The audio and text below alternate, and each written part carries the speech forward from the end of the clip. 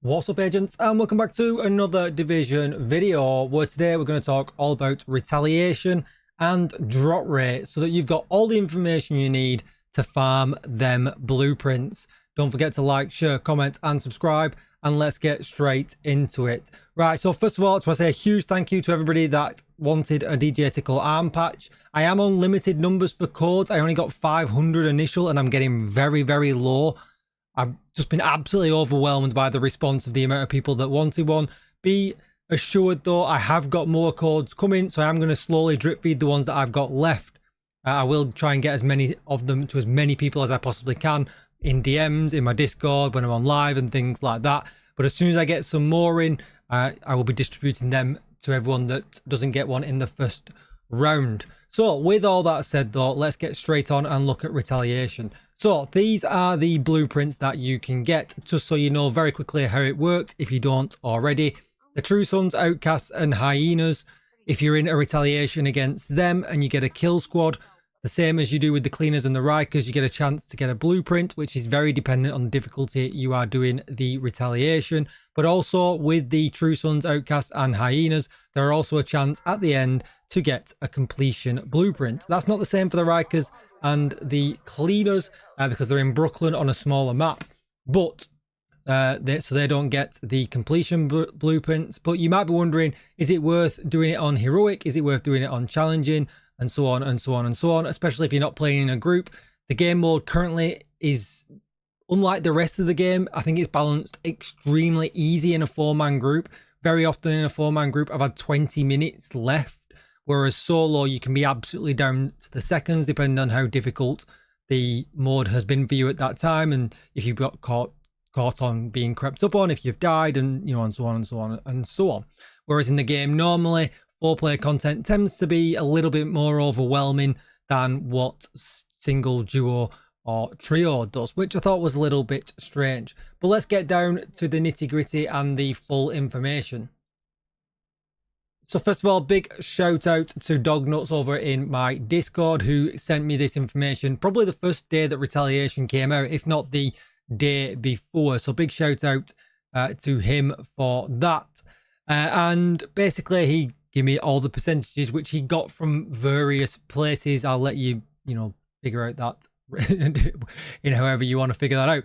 But anyway, let's move on. So regardless of the faction, upon defeating a kill squad, so obviously you can get a kill squad in any faction, you actually have a 95% chance, if you're playing on heroic, to get a blueprint, which is why they've been extremely generous. I'd finished by playing a lot of retaliation within a couple of days, getting all the blueprints. I very rarely didn't get one.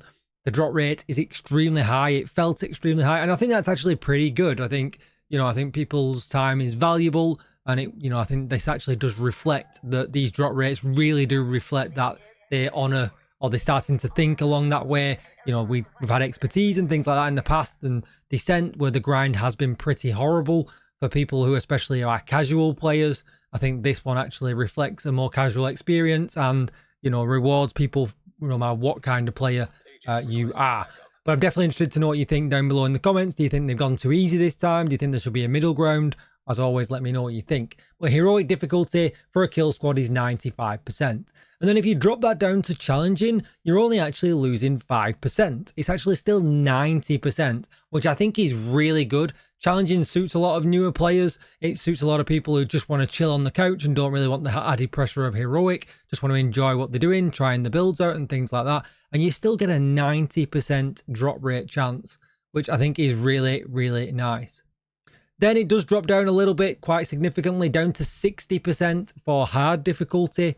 So you're just above your 50-50 ratio that you're going to get something or not. But considering that when you do run this, the kill squads do spawn very often. And I would love to know what the chance of a kill squad is actually spawning. But sometimes we've had one before we've even got to the first CP when we've been playing. So, especially if you've got 4 CPs to take over, you can get 3-4 sets of kill squads. That's actually pretty crazy. So still at 60% on hard is a really good chance. And if you just want to enjoy playing the game, no added pressure, you're still going to get there, especially with 60%. And then down at normal, it's a flat 50%, which I still think is pretty generous. 50-50. yeah, pretty good.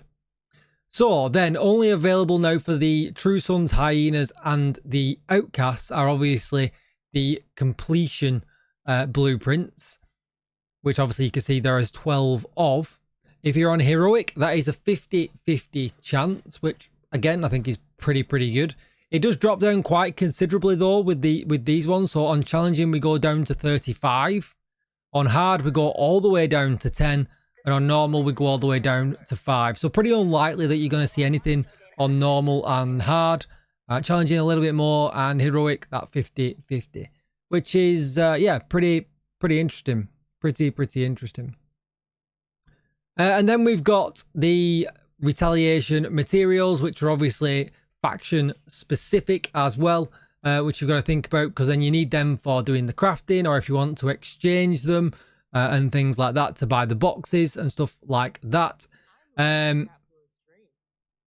This comes from the level of CP as well, so you've got to think about that.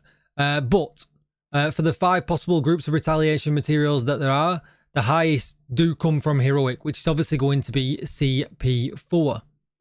And then they kind of just scale off. So for instance, for the heroic one, you get, if there's 3, or say you got 4 CPs, the first 3 you're actually guaranteed 100% that you're going to get the actual materials, but then it scales off down to 65%, and then there's another chance at 35%. So it just kind of scales down.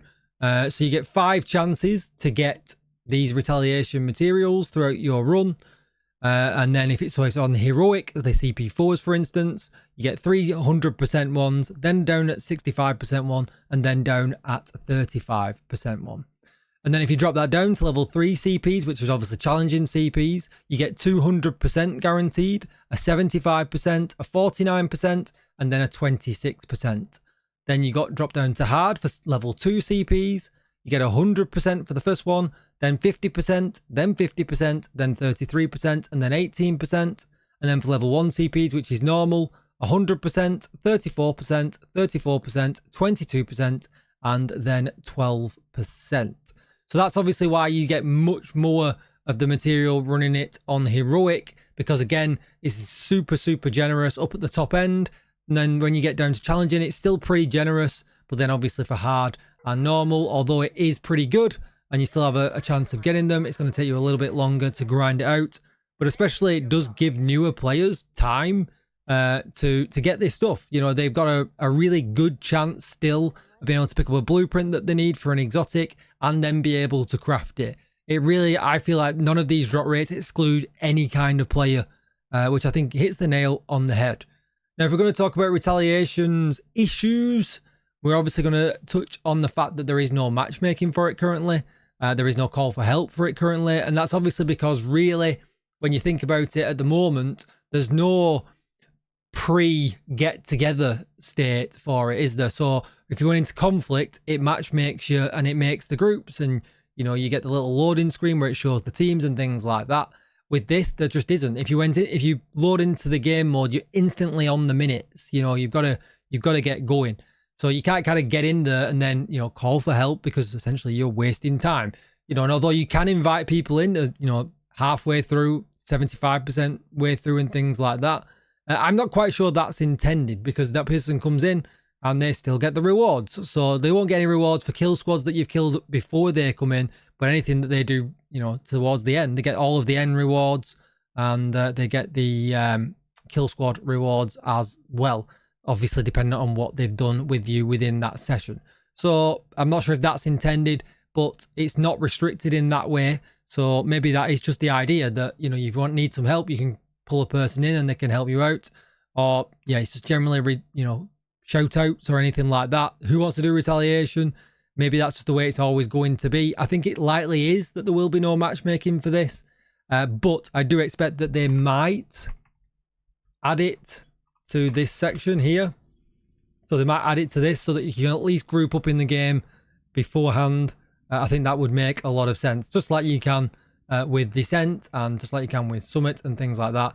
I think it just needs a section in here for people to group up, and yeah, The problem you've got is that if someone is matchmaking for a random activity, you got to hope that they just don't leave halfway through, because, you know, even you're matchmaking for retaliation, what does it actually mean? Does it mean that you're actually ready to go and you've got a retaliation on and you're on your 6-hour countdown timer? Or does it mean that you actually want to do your faction status and then go in? So, you know, but I think, you know, that's minor issues really in comparison to just having something in here would be nice.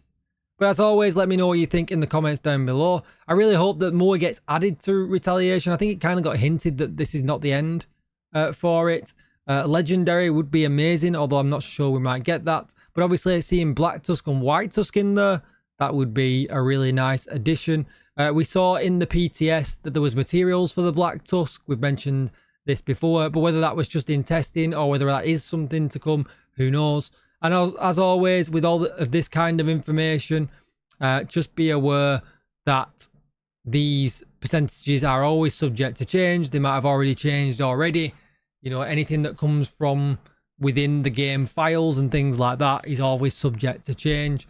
So yeah, just be a little bit aware of that. But this is more of a video to go, do you know what? It feels pretty good when it comes to rewards, and I'm always interested to know what you think as well.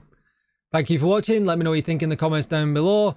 Send me them pictures of the DJ Tickle arm patch if you've got it. And I look forward to Wednesday, where you're going to be able to get the rest of the vanity that I am wearing right now. And yeah, looking forward to seeing them pictures. Thanks for watching, everybody. And I'll see you in the next one. Bye-bye.